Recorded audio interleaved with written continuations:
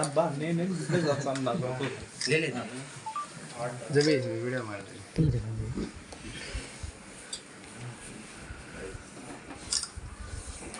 Okay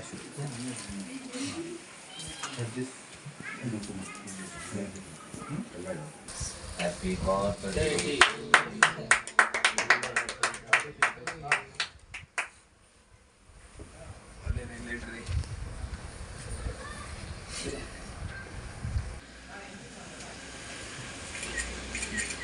बस जरा जरा जरा सोफी में बादशाह टिश्यू ఉంది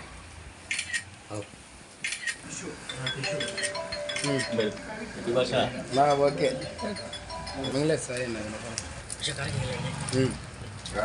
ఓకే గైస్ మిగిలే సార్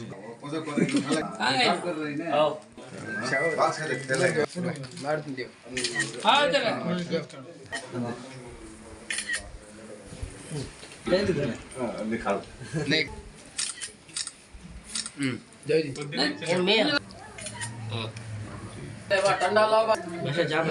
जाता हूँ फोटो भी काट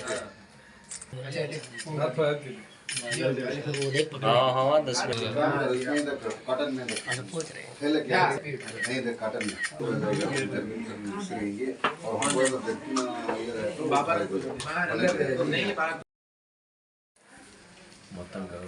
మదనపల్లి తెలుగుదేశం పార్టీ యువ నాయకులు మన జునేద్ అక్బరీ గారి పుట్టినరోజు సందర్భంగా మనము వేడుకలు జరుపుకుంటున్నాము. ముఖ్యంగా జునేద్ అక్బరీ గారు ప్రతి ఒక్కరి తెలుగుదేశం పార్టీ కార్యకర్తల్లో కానీ నాయకులలో కానీ ఆయన గుండెల్లో అతుక్కుపోయిన మనిషి. ఎవరన్నా కానీ వచ్చినానంటే ముందు ఆయన బాగున్నారా, భోంచేశారా, మీ పరిస్థితి ఎట్లున్నాయి, మీ ఆరోగ్యం ఎట్లుందనేసి అడిగే వ్యక్తి. యువతలో నేను 30 సంవత్సరాల నుండి పార్టీలో ఉన్నాను. యువకులలో ఈ విధంగా ప్రతి ఒక్కరిని పరామర్శించి వాళ్ళు మంచి చెడులో ఆలోచించే వ్యక్తి ఎవరంటే మన జునేద్ అక్బరీ గారు. వాళ్ళ తండ్రి గారు కూడా అంతే. రాత్రి 11 గంటలకు పోతే కూడా ఆయన నిద్ర లేచి కూడా మా గౌరవనీయులైన శాసనసభ్యులు షాజాన్ బాషా గారు రాత్రి 12 గంటలకు పోతే కూడా చెప్పునానా ఏం నీ పరిస్థితి అనే ఒక నిజమైన నాయకుడు. మా తెలుగుదేశం పార్టీలో ఇలాంటి వ్యక్తులుంటే యథా సదా రానున్న కాలంలో కూడా వీళ్ళని ప్రజలు కూడా వాళ్ళ గుండెల్లో పెట్టుకుంటారు. వీళ్ళు కూడా ప్రజల గుండెలు నిలబడిపోతారు. వీళ్ళు ప్రజల కోసమే బతుకుతున్నారు. అదే కాకుండా పేదవారు కానీ ధనికులు కానీ భేదాభిప్రాయాలు లేకుండా ప్రతి ఒక్కరిని కూడా కులం మతం లేకుండా ఆదేశించే వ్యక్తులు ఎవరంటే మన షాజాన్ బాషా అన్న గారు మరియు జునేద్ అక్బరీ గారు.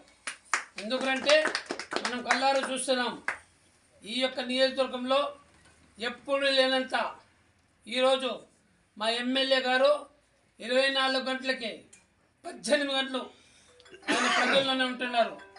ఏ సమస్య అయినా సరే ప్రజలు అడిగితే అప్పటికప్పుడే ఎన్ని డిపార్ట్మెంట్లు ఉంటే అఫీషియల్గా అన్ని డిపార్ట్మెంట్లు వాళ్ళ ముందనే మాట్లాడి వాళ్ళకి తగిన న్యాయం చేస్తున్నారు. ఈ యొక్క ఆలోచన విధానంలో ఉంది కాబట్టి ప్రజలందరూ కూడా ఆయన్ని ఆకట్టుకుంటున్నారు. నిజమైన నాయకుడు ఎవరంటే మా ఎమ్మెల్యే శాసనసభ్యులు షాజాన్ బాషా గారు.